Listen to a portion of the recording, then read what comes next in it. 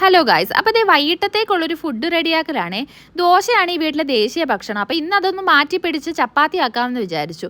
അപ്പം നമ്മൾ മഷ്റൂം എടുക്കാൻ വേണ്ടി ഫ്രിഡ്ജ് തുറന്ന് ആകെ പ്രാന്ത് പിടിച്ചു. സത്യം പറഞ്ഞാൽ ഇത് എവിടെയാന്ന് തപ്പി ഉള്ള സമയം പോയി. ഒരു 8:30 മണി ആയപ്പോഴാണ് ഈ പരിപാടി തുടങ്ങിയത്. അപ്പോൾ ദേ നമ്മൾ ചപ്പാത്തി, വെറും ചപ്പാത്തി അല്ല, ഉള്ളി ചപ്പാത്തിയാണ് ഉണ്ടാക്കാൻ പോകുന്നത്. ഉള്ളി ചപ്പാത്തി എന്ന് പറഞ്ഞാൽ വേറെ ഒന്നുമില്ല, ഇതുപോലെ സവാളയും അതുപോലെ പച്ചമുളകും നമ്മുടെ ചപ്പാത്തി മാവിനകത്തോട്ട് ഇതുപോലെ വെച്ചിട്ട് റൗണ്ട് ചെയ്തിട്ട് നന്നായിട്ട് പരത്തിയെടുക്കണം. പരത്തുമ്പോൾ നമ്മൾ സൂക്ഷിക്കണം അത് പൊട്ടിപ്പോവാതെ. പിന്നൊന്നുമില്ല, നമ്മൾ സാധാരണ ചപ്പാത്തി ഉണ്ടാക്കുന്ന പോലെ കുറച്ച് നെയ്യൂടെ പുരട്ടിയെടുക്കണം.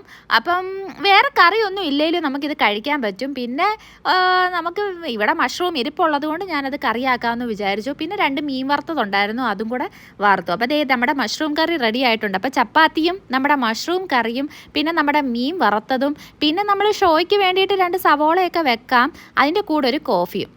അപ്പോൾ അത്രയേ ഉള്ളൂ. നിങ്ങൾക്ക് എൻ്റെ വീഡിയോ ഇഷ്ടപ്പെട്ടെങ്കിൽ ലൈക്ക് ചെയ്യുക, സബ്സ്ക്രൈബ് ചെയ്യുക. Bye bye.